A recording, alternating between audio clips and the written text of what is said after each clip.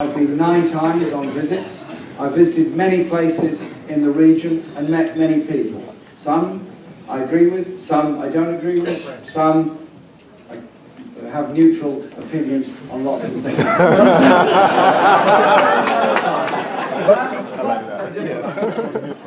But it's also about dialogue and about how you bring about that long-term dialogue, and that is what I want to see. And therefore, the issue of recognition of Palestine was something that was very important in the last Parliament, may well come up again. I know there are people in this room that think it was premature. There are some people in this room who supported it, and many, in fact I'm sure everybody, recognises the only way forward is one of peace, through negotiation, through discussion and dialogue, and through recognition of the rights and needs and traditions of all of the peoples of the region. Hear, hear. That should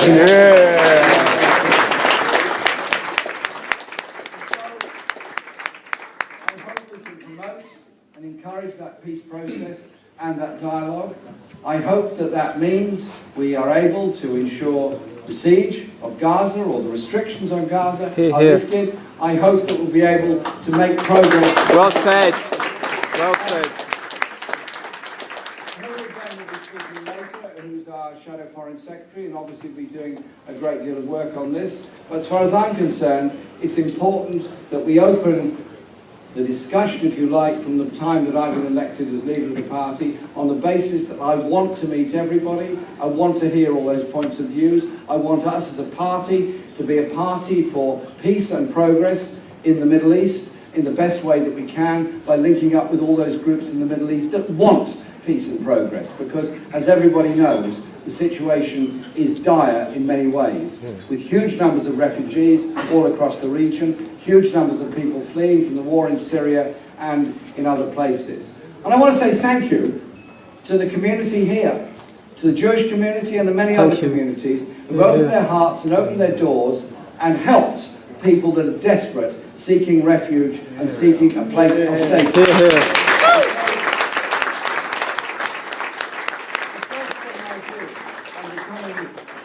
After being elected leader of the party, was to go straight to Parliament Square and join in the Refugees Are Welcome demonstration, because I wanted the message to go out very clearly that we will not join in xenophobic attacks on those people that are seeking a place of safety, either in this country or anywhere else in Europe, but we will actually be part of helping them, of welcoming them, but also of trying to bring about a political solution to the crisis across the Middle East, particularly the crisis that's there in Syria at the present time.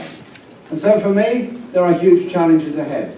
Huge challenges on how we develop and expand as a party and how we play our part in world affairs. I tried to set out in my speech today my passion and my commitment for human rights and justice around the world. That means sometimes you have to be very critical of people for their abuses of human rights. And that's why I think we have to stand by international conventions, we have to stand by the Universal Declaration of Human Rights, and in our own society very strongly defend the European Convention on Human Rights and the Human Rights Act. We have to stand for equality within our society. We have to stand against racism in any form, be it Islamophobia, be it anti-Semitism, be it far-right racism. Any kind of racism or discrimination is fundamentally wrong. And the rise of the far-right parties in Europe is best met by all of us who want to live in a multicultural, multi-faith, multi-ethnic society, standing together to support and defend that society against the attacks that the far right will mount against us, both in this country and in other parts of Europe. And so we work together with all those people to achieve that.